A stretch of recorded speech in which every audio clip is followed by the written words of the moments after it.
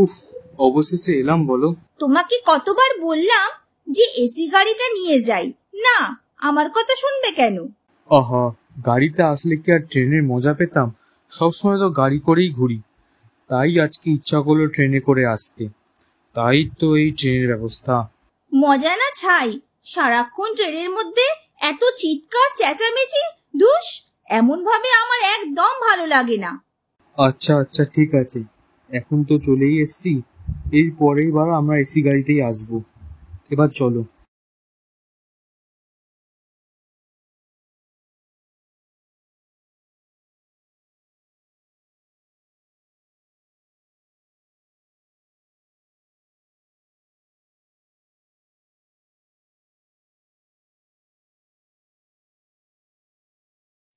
এই তো দাদা, এসে গেছি, দাঁড়ান এবার।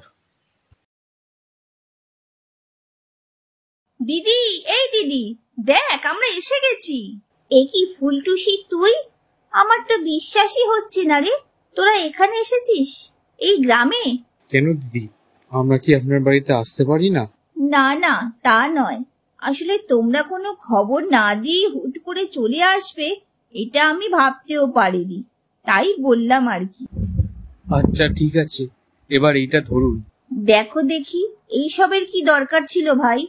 আমাদের বাড়িতে তো কত মিষ্টি, রোজ কত মিষ্টি এমনি তো নষ্ট হয়ে যায়। না রে দিদি, এটা দেশে মিষ্টি নয়, শহরের সব থেকে নামকরা মিষ্টির দোকানের মিষ্টি। এগুলো একবার খেয়ে দেখিস। বেশ বেশ, এবার তোরা ঘরে চ, ঘরে গিয়ে কথাবার্তা বল।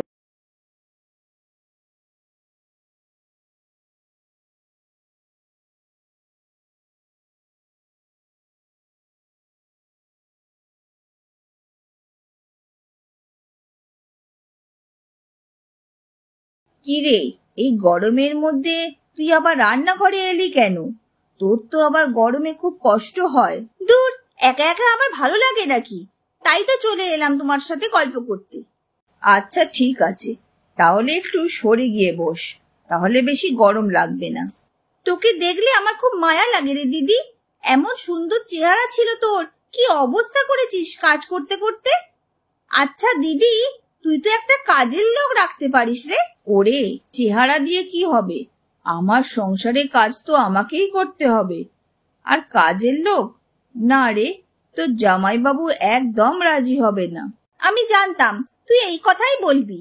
আচ্ছা দিদি, এত গরমে তুই থাকিস কি করে? অভ্যাস রে অভ্যাস, তুইও কিছুদিন থাক, তোরও অভ্যাস হয়ে যাবে। না বাবা, এত গরম লাগলে আমি দুদিনের বেশি থাকতে পারবো না। জানিস দিদি, ওকে বলে আমি আমাদের ঘরে একটা এসি লাগিয়েছি। ও মা, তাই নাকি? হ্যাঁ রে দিদি, এখানে আসার সময় তো বললাম একটা এসি গাড়িতে করে যাই, কিন্তু না, ওনার আবার ট্রেনে আসার খুব শখ। হ্যাঁ রে বোন, আমি শুনেছি এসির বাতাসটা কি খুব ঠান্ডা হয়, তাই না রে?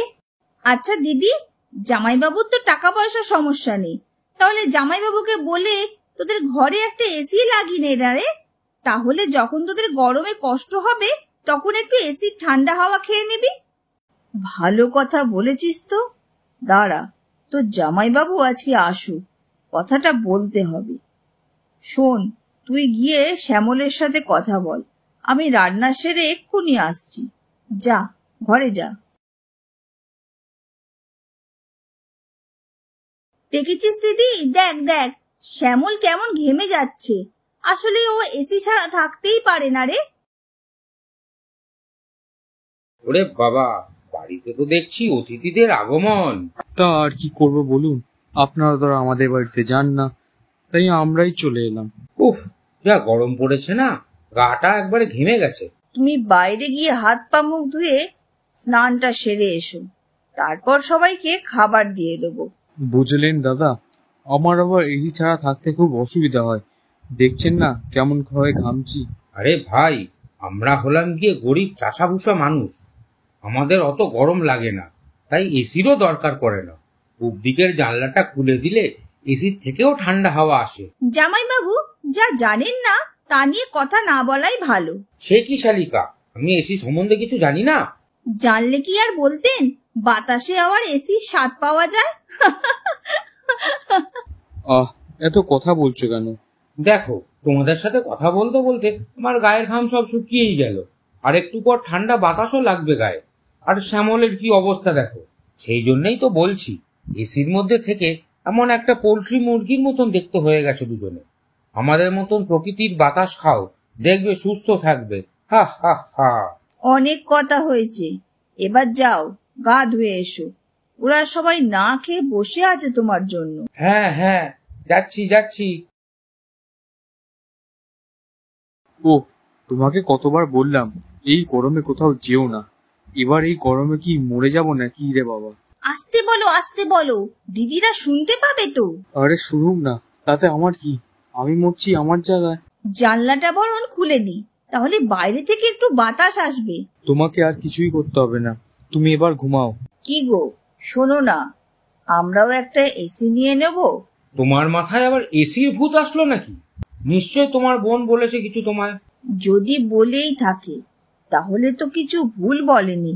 বাড়িতে একটা এসি থাকলে মাঝে মধ্যে তো একটু এসির হাওয়া খাওয়া যায় নাকি? ও, তুমি এসির ঠান্ডা হাওয়া খেতে চাও তো? দাঁড়াও, এই দেখো, এটাই হলো গরিবের এসি। কত সুন্দর ঠান্ডা হাওয়া। তুমি শুধু এই বলতে পারো, তোমাকে দিয়ে কিছুই হবে না। হ্যাঁ, তাই তো। দেখছো না তোমার বোন আর বোনের বর কেমন গরমে ছটফট করছে? ওদের তো এসিতে থাকাই অভ্যাস, তাই তো ওদের এত কষ্ট হচ্ছে। হ্যাঁ, আমি তো তোমাকে সেটাই বোঝাতে চাইছি। এসির মধ্যে থাকলে যেমন ভালো লাগবে, কিন্তু যখন এসি থেকে বাইরে আসবে তখন দেখবে ওদের মতন ছটফট করতে হবে। আর তোমার যা সুখী জান, যখন তখন স্ট্রোক হয়ে যাবে। না গো, তুমি সত্যিই বলেছ, দরকার নেই আমার এসির। এর থেকে আমাদের জানলা দিয়ে আসা ঠান্ডা বাতাসই ভালো। এইবার ঘটে ঢুকেছে তাহলে। নাও, এবার শুয়ে পড়ো। এমন ঠান্ডা হাওয়া দিচ্ছে, মনে হচ্ছে যেন এসির মধ্যেই শুয়ে আছি, তাই না? যা বলেছ, ভোরের দিকে মনে হচ্ছে কাঁথা নিতে হবে। বেশ বেশ, এবার ঘুমিয়ে পড়ো, আর আমাকেও একটু ঘুমোতে দাও। তাহলে আর থাকতে পারলে না বলো শ্যামল? দাদা, সত্যি বলতে এত গরম না যে এসি ছাড়া থাকাই যাবে না আর। শোনো শ্যামল, এইভাবে এসি এসি করে অভ্যেসটা খারাপ করো না, তাহলে কোথাও গিয়ে তুমি আর থাকতে পারবে না। তা ঠিকই বলেছেন দাদা, এসিদের থেকে যে নিজের কত ক্ষতি করেছি তা এখন আমি বুঝতেই পারছি। শোন বোন, আমাদের গ্রামের যে ঠান্ডা বাতাস বয় তার ধারে কাছে কিন্তু তোদের শহরের এসির বাতাস আসে না। হ্যাঁ রে দিদি, আমিও বুঝতে পেরেছি। আমার এই অভ্যাসটা এতটাই খারাপ হয়ে গেছে যে কিছু বলার নেই। আসলে টাকা পয়সা থাকলে যে আরাম আয়েশ থাকতেই হবে তার কোনো কথা নেই। বেঁচে থাকতে গেলে আরাম আয়েশকে কমিয়ে দিতে হবে। তাহলে তোকে কি বললাম বোন, এসির বাতাস আর ফ্রিজের খাবার, এই দুটো জিনিস ত্যাগ না করলে সুস্থভাবে বাঁচতে পারবি না, বুঝলি? ঠিকই বলেছো গিন্নি, আমরা শুধু আরাম আর আয়েশের কথাই ভাবি। শোনো শ্যামল, এখনো সময় আছে। বাড়ি গিয়ে এসিকে সরিয়ে দিয়ে প্রকৃতির হাওয়া বাতাস খেতে থাকো, দেখবে খুব ভালো লাগবে এবং অনেকদিন সুস্থভাবে বাঁচতে পারবে। একদম ঠিকই বলেছেন দাদা, তবে এবার চললাম, নইলে ট্রেনের টাইম হয়ে যাবে।